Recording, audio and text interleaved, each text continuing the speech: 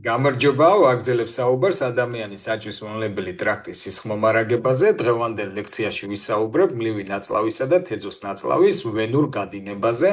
მოცემულ სლაიდზე მარჯვენა მხარეს ხედავთ იგივე მაკროპრეპარატს, რაც წინა ლექციაზე მქონდა მოტანილი. წითელი ხაზით აღნიშნული არის მლივი ნაწლავი და თეძოს ნაწლავი, მარცხენა მხარეს კი არის ნახატი, სადაც კარგად ჩანს ამ ორგანოების ვენური ქსელი. დავიწყოთ განხილვა ამ ვენების პროქსიმალური ნაწილით ბუნებრივია. აი აქ არის ტრეიცის იოგი მოთავსებული და ტრეიცის იოგის შემდგომ, როგორც ვიცით, იწყება მლივი ნაწლავი. მლივი ნაწლავის სიგრძე გავიმეოროთ, დაახლოებით 2-დან 2 მეტრნახევრამდეა. იგი შედარებით მოკლეა ვიდრე თეძოს ნაწლავი. თეძოს ნაწლავის სიგრძე არის 3-დან 3 მეტრნახევრამდე. რაც შეეხება ჯორჯალს, ჯორჯლის სიგრძე შედარებით მეტია მლივი ნაწლავისა ვიდრე თეძოს ნაწლავისა. არკადების რაოდენობა კი მლივი ნაწლავში ნაკლებია, ხოლო თეძოს ნაწლავში კი მეტია და კარგად ჩანს კიდევაც ეს ვენური არკადები, არტერიულ შემთხვევაშიც იგივეა. ფაქტობრივად ლიტერატურაში ასეთი რამ გვხვდება, რომ თანამოსახელე ვენები აბსოლუტურად იგივე გზას გაივლის, რასაც არტერიები, ასე რომ არ გაგვიკვირდეს, იგივე გზა არის, სიგრძეც იგივე იქნება და არკადების რაოდენობაც. დავიწყოთ ახლა უშუალოდ განხილვა, ვენების შემთხვევაში ორგანოდან უნდა დავიწყოთ განხილვა. ჰისტოლოგიაზე არ ვისაუბრებ, ეს ჰისტოლოგიის ლექციაში უკვე განვიხილე და დავიწყოთ უშუალოდ აი ამ ვენით. ვინაიდან აქ არტერია გვხდებოდა ვაზა რექტა, ანუ სწორი არტერია, შესაბამისად გვექნება სწორი ვენა, ხო? ვენა რექტა არის ეს. მლივი ნაწლავის შემთხვევაში მისი სიგრძე მეტია ვიდრე თეძოს ნაწლავის სწორი ვენისა, აი კარგად ჩანს კიდევაც, აი ესაა მლივი ნაწლავის სწორი ვენა, ეს არის თეძოს ნაწლავის და ჩანს კიდევაც, ხო, ეს გაცილებით მოკლეა ვიდრე ეს. ჯორჯალის გრძელია, შესაბამისად მლივი ნაწლავის ვენებიც გრძელი იქნება ვიდრე თეძოს ნაწლავისა. ეს გასაგებია და გვესმის.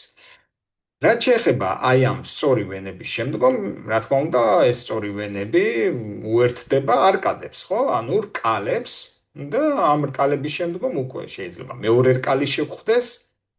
მლივი ნაწლავის შემთხვევაში არის დაახლოებით 2 რკალი, ხოლო თეძოს ნაწლავის შემთხვევაში, როგორც არტერიების განხილვისას თქვი, შეიძლება 5 რკალიც კი შეგვხვდეს. ესეც უნდა კარგად გვესმოდეს. და ამ რკალების შემდგომ გრძელდება გზა, რა თქმა უნდა, უშუალოდ უკვე ასეთი სახელით, ანუ მლივი ნაწლავის ვენა. როგორც თქვა არტერიას, ხო, მლივი ნაწლავის არტერია, რომელიც ამ ნაწლავის შემთხვევაში გვაქვს დაახლოებით 5-8. ეს ვარიაბელურია, როგორც არტერია, იგივენაირად ვენაც, თამამ უფრო იგივე გზას გადის და თანამოსახელეა, გვერდით არის ხოლმე ყოველთვის არტერიასთან.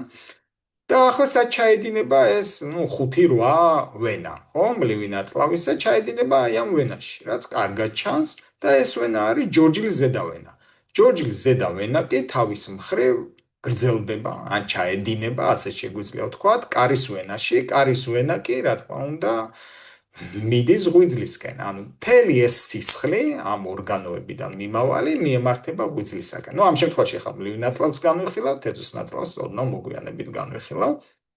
გარდა ამისა, ხედავთ აი აქ პროქსიმალურ ნაწილში, ხო? ამ შემთხვევაში დისტალური ნაწილი გამოდის, იმიტომ რომ ვენური სისხლი ხო მიემართება ორგანოდან სხვა ნაწილისაკენ, ხო? შესაბამისად, ამ შემთხვევაში მეორე ორგანოსკენ, ღვიძლისკენ, ვენა პორტის შემთხვევაში, სადაც ჩაედინება, აი ეს გვაქვს მეორე ტოტი, ეს არის ელენთის ვენა. ელენთის ვენა და ელენთის ვენაც, რა თქმა უნდა, ჩაედინება დაახლოებით 1 წერტილში, ლიტერატურაში ასე შეიძლება შეგვხვდეს, ჩაედინებიან კარის ვენაში, ვენა პორტაში. თუმცა, რა თქმა უნდა, არის გამონაკლისები, ამის გარშე ხვალ შეიძლება ჯორჯლის ვენა ჩაედინებოდეს, ჯორჯლის ზედავენა ჩაედინებოდეს უშუალოდ ელენთის ვენაში. და შემდგომ ელენთის ვენა გრძელდებოდეს ვენა პორტაში, კარის ვენაში. აი ესეთი გამონაკლისიც არის. აი ხედავთ, რომ აქ მეზობლად არის და აქედან რომ აქეთ ჩაედინებოდეს, ხო? მარცხენა მხარეს, პაციენტის შემთხვევაში არაფერი გასაკვირი არ არის, ხო? ასე რომ ესეც უნდა გვესმოდეს. თუ ასეთ რაღაცას პრაქტიკაში შევხვდით ან ლიტერატურაში, მოკლედ უნდა გონებაში ყოველთვის გვესმოდეს, რომ ასეთი გამონაკლისები არის. რაც შეეხება ახლა თეძოს ნაწლავს, თეძოს ნაწლავის შემთხვევაშიც მივყვეთ ორგანოდან, აქ გვაქვს ჩვენ სწორი ვენები, შემდგომ იწყება არკადები, სადაც სწორი ვენები ჩაედინება და გრძელდება რამდენიმე არკადი, როგორც თქვი 5-მდე არკადი შეიძლება შეგვხვდეს და საბოლოო ჯამში სანამ გადავალთ უშუალოდ ჯორჯის ზედავენაზე, გვაქვს, რა თქმა უნდა, მლივი ნაწლავის ვენები, რომელთა რაოდენობა, როგორც არტერიების შემთხვევაშიც არის დაახლოებით 10-15. 10-15 ეს ვენა, ანუ მლივი ნაწლავის ვენები, ჩაედინებიან ჯორჯის ზედავენაში და ჯორჯის ზედავენა, ისევ გავიმეოროთ, ჩაედინება კარის ვენაში, კარის ვენა კი თავის მხრივ შედის ღვიძლში. ხო, ეს რაც შეეხება ძირითად ვენებს, რა თქმა უნდა, ახლა ასე უნდა ვახსენოთ გამონაკლისები, დამატებითი ვენები, დავიწყოთ ისევ პროქსიმალური ნაწილიდან.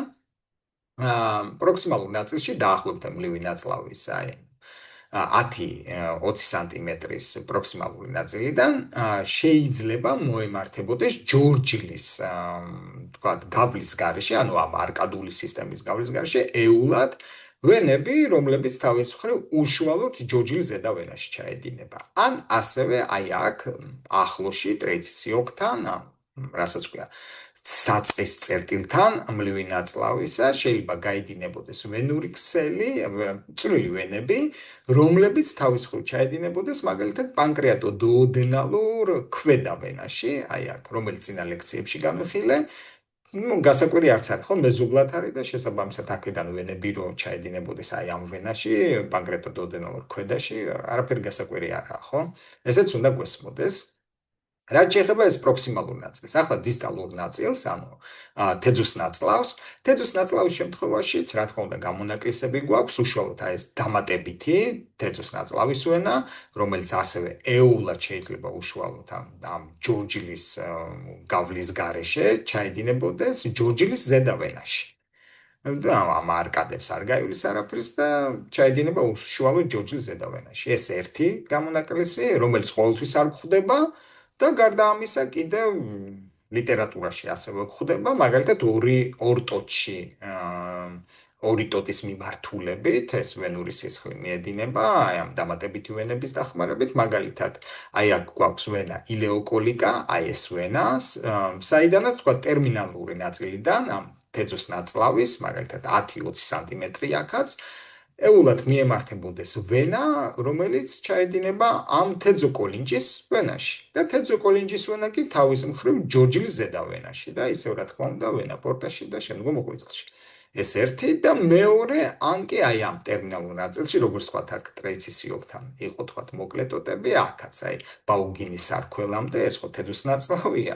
აქედან შეიძლება მიემართებოდეს ტოტები აი ამ ვენებისკენ, ანუ აქ გვაქვს ეს არის ბრმა ნაწლავის ვენები წინა უკანა, სადაც ჩაედინება თქვა აქედან მომავალი ტოტები, ხო? ჯორჯის გავლის გარეშე, ხო? ან ჯორჯის ვენური სისტემის გავლის გარეშე.